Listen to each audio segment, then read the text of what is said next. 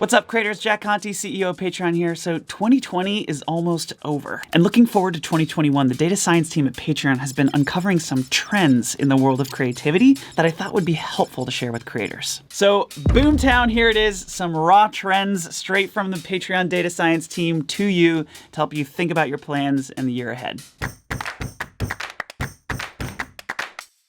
Creators are branching out into new mediums. We've seen 66% year-over-year growth in creators who make just podcasts. We've seen about 70% year-over-year growth in creators who make just video. But we've seen 112% year-over-year growth in creators who make both podcasts and video. Now, does that mean that you'll grow faster if you add a new medium to your publishing plan? Not necessarily, because this data just shows the correlation, but it's worth noting the trend. I've seen a bunch of creators do this really well, and it's easy to see how this helps them grow. Phil DeFranco started a podcast, A Conversation With. Hey, welcome back to A Conversation With. My name is Philip DeFranco. Amanda Palmer just started a podcast. Generally, creators and media companies are just experimenting with new mediums, and it's starting to kind of redefine what it means to be a creator. It's no longer just about being TikTok famous or having a Twitch or being big on Twitter. It's about your whole presence on the web.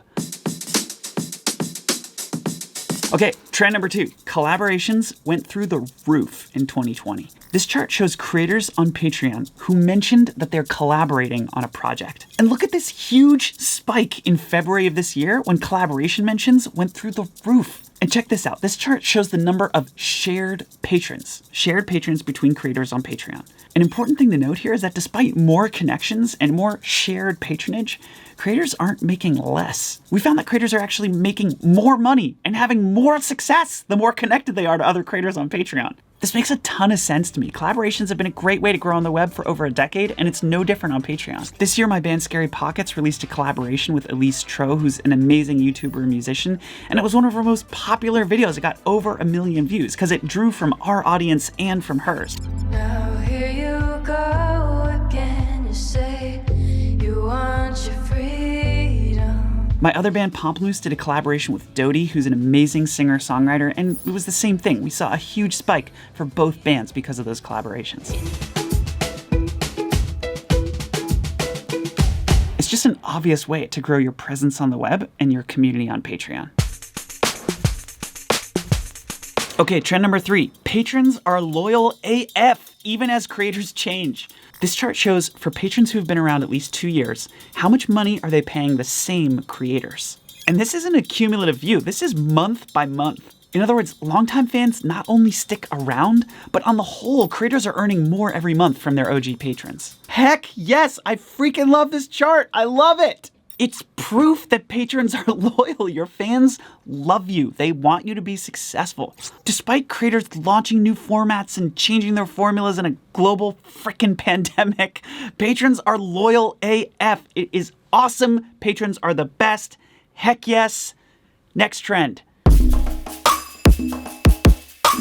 Trend number 4. Creators continue to make more despite what some people call competition. I've talked to a lot of people who think that creativity is a zero-sum game. I've even gotten a lot of comments about that on this YouTube channel.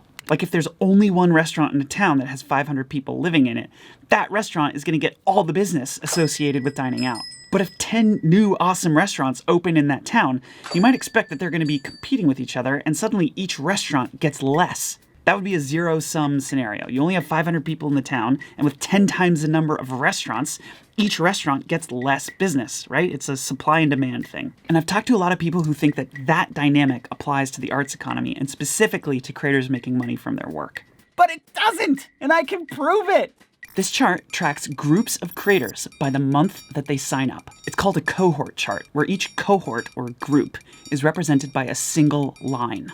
And this chart shows that each group of creators continues to make more over time, even as new creators enter the ecosystem. So the best analogy for what's happening here is like 10 new restaurants have opened in town, but now those new restaurants are attracting new diners from a neighboring town that's like 10 minutes away. And those restaurant goers are finding these awesome 9 other restaurants. And then people from even more neighboring towns are starting to learn about this new strip of restaurants, and it's developing a reputation for being a hotspot. And now instead of a limit of like 500 people, there's like 25,000 people within a 15-minute drive who are now going to this new town looking for something to eat. And so every restaurant on the strip is getting more business than they were previously. I realize this is not a perfect analogy, but it's more like the dynamic that we see on Patreon. This chart does not show a zero-sum dynamic. Trend number 5, the creator economy is international. There are creators in over 100 countries now that are making money on Patreon. We've seen over 600% growth in Hong Kong, 366% growth in Greece, 188% growth in Taiwan, and 161% growth in Lithuania. Podcasts grew 374% in Chile and Lithuania. Video grew 3,523% in Hong Kong, 947% in Taiwan, and 392% in Greece. We're going as fast as we can, by the way, to support this trend of internationalization. This year, we added pounds and euros, German, French, Spanish, Italian, and there's a lot more currencies and languages coming next year. Okay, so that wraps it up. I hope this was helpful as you start thinking about your 2021 plans and dreams. I read all the comments, so let me know if there's anything else you'd like to see, and in the meantime, happy almost New Year. Okay, bye. Alexa, turn my camera off. Stop telling me what to do.